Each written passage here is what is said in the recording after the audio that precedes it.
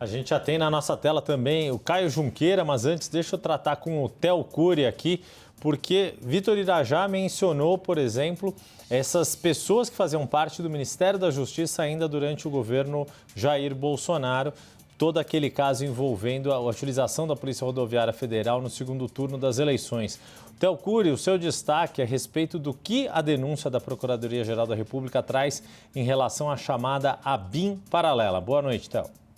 Boa noite, Yuri. Ótima noite para os meus colegas que estão aqui comigo nessa cobertura. Ótima noite para quem nos acompanha. Mais cedo, a Luísa Martins trazia informação de que a denúncia não trata, foca, obviamente, na trama golpista, mas não trata, por exemplo, da falsificação do cartão de vacinação do ex-presidente e nem do desvio das joias sauditas que foram dadas de presente pelo país ao governo durante o governo de Jair Bolsonaro. Mas trata, sim, da ABIN paralela, que é uma outra investigação e que tem um cruzamento com esse caso específico da trama golpista, de acordo com o Procurador-Geral da República. Em determinado momento, lá pela página 51, o Paulo Gustavo Goné Branco afirma o seguinte, que para construir os ataques virtuais, o grupo criminoso se valia indevidamente da estrutura de inteligência do Estado. Em um capítulo à parte dentro dessa denúncia, chamado de ABIN paralela, Paulo Goné diz o seguinte, que além dos discursos incisivos de Jair Bolsonaro, a organização criminosa se valia fortemente do meio digital para atacar os seus opositores e o sistema eleitoral no curso das iniciativas corrosivas das estruturas democráticas, confirmando a existência de uma ação coordenada. Os mesmos alvos apontados publicamente pelo então presidente da República eram simultaneamente atingidos de forma virtual com a criação e a multiplicação de notícias falsas.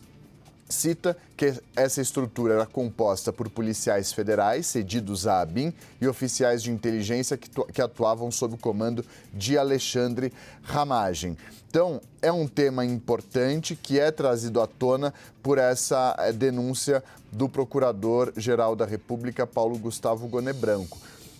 Mostra como essas duas investigações que são simultâneas, que acontecem de maneira concomitante, se cruzam em determinado momento quando chega essa denúncia. Então, parte dessa estrutura da Agência Brasileira de Inteligência, que vinha sendo utilizada de acordo com os investigadores da Polícia Federal, a ABIN paralela, uma forma clandestina de arapongagem, que se valia das informações colhidas por integrantes, esse sim, da própria ABIN, mas com o objetivo de usar essas informações para perseguir adversários políticos, tanto na imprensa quanto nas mais diversos segmentos da sociedade e políticos, mas também para embasar esses discursos do ex-presidente da República, principalmente contra o sistema eleitoral brasileiro, contra as urnas eletrônicas. Tanto é que, e chama a atenção isso lá no relatório da Polícia Federal, uma anotação no caderninho do general Augusto Heleno mencionava o seguinte, em uma anotação dessas reuniões, o Augusto Heleno, que era o chefe do Gabinete de Segurança Institucional da Presidência, o GSI, a quem ficava submetida na época a Agência Brasileira de Inteligência. Depois sai do guarda-chuva do GSI e vai para a Casa Civil durante o governo de Luiz Inácio Lula da Silva. Mas o caderno de anotações do Augusto Heleno menciona, entre outras coisas, a necessidade de insistência na avaliação da estratégia do governo de Bolsonaro, na insistência da narrativa contra as urnas eletrônicas, contra o sistema eletrônico de votação.